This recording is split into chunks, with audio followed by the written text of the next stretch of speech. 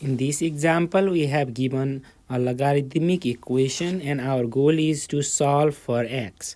So let's try to do that. So the general idea of solving the logarithmic equation or the exponential equation is to actually use some properties and then try to see if we can change it into the algebraic equation.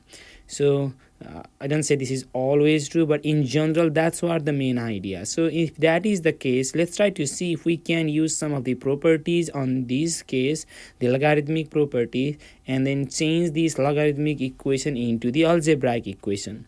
So can you think of some of them so that we can change this logarithmic equation into the algebraic equation?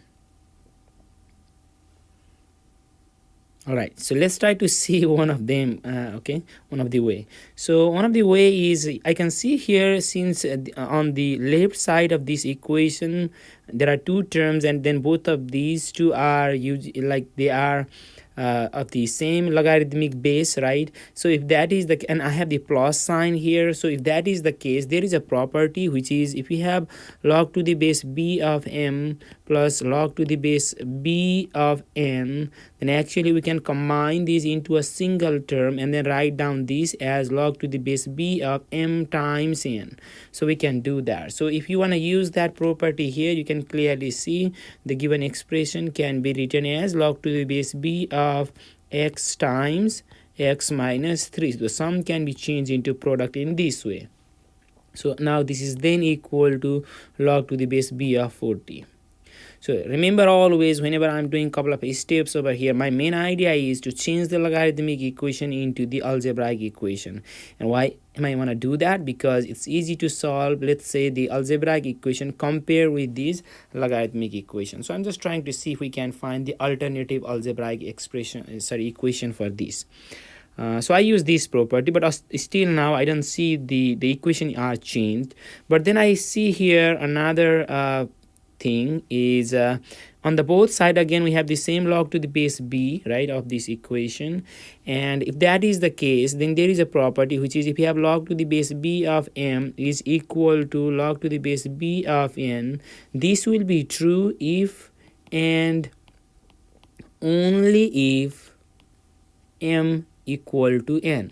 So this is the property we have. So if their the base of the logarithmic function is same, then this argument over here, they must be equal. So if that is the case, we have the similar case over here, right? So we can use that property here, and then we can actually write that down as x times x minus 3 is equal to 40.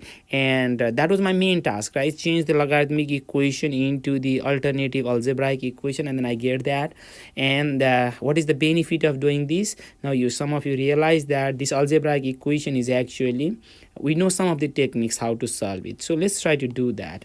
So let me distribute by x over here. So I'll get x times x will be x squared, and then I need to distribute x with negative 3. If you do that, then this will be negative 3x, right, and is equal to 40. So it's visually very clear that this is actually a quadratic equation. If that is the case, let me move everything on the same side and then write down on the right hand side as 0. So if I do that, I can actually try to see if I can reduce up to the linear factor. And how can I do that? There is x and x, so that I can get x squared. Now I need to think of two numbers whose product is negative 40, but when I combine I need to get negative 3. Can you think of those two numbers? Does negative 8 and positive 5 work? Right, negative 8 times positive 5 is 40, negative 40. And when we combine negative 8 plus 5, we get just negative 3, right? So it works. So if that is the case, then I can actually set these two linear equations. So either x minus 8 is equal to 0, right? Or x plus 5 is equal to 0. And from here, I can solve these two linear equations, and I get x equal to 8 or x equal to minus 5 are the solution of the given equation. Be very careful over here. Originally, we have given the logarithmic equation, which translate the logarithmic equation into the, let's say we find the alternative algebraic equation corresponding to the given logarithmic equation. and we solve the algebraic equation.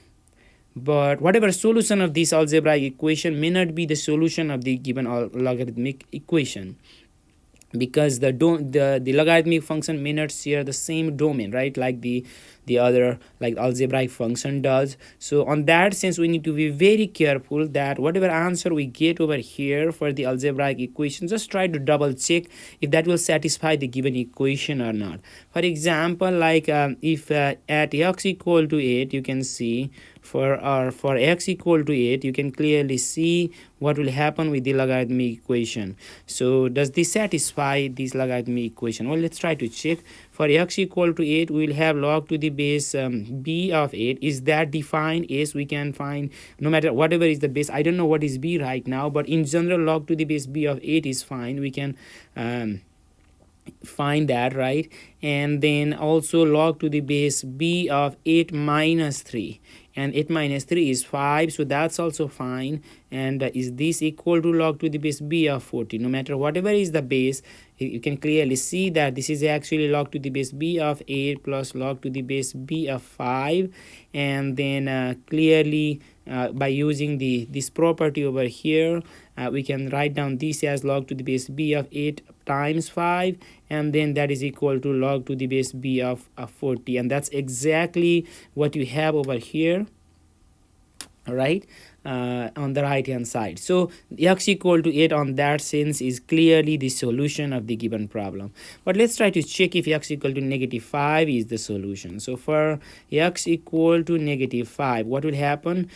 We try to substitute that over here, but even on the first term, you might have noticed that, okay, it is log to the base b of -5. Is that defined? Well, no, right? Why?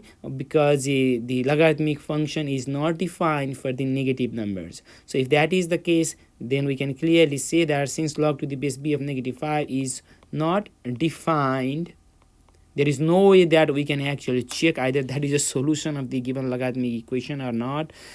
We can clearly actually say this is not a solution because it is not defined. So how that would be the solution, right? So on that case, I mean, we can say that this solution we get here, this is not a solution. So this is not a solution, and x equal to, we can clearly write down x equal to 8 is the only solution, is the solution of the given logarithmic equation. Logarithmic equation.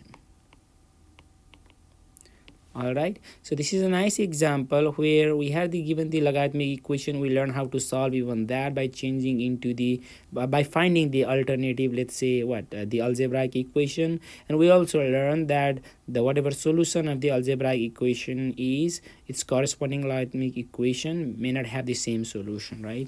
So we just need to check if whatever answer we get over here, if that would satisfy the given logarithmic equation or not.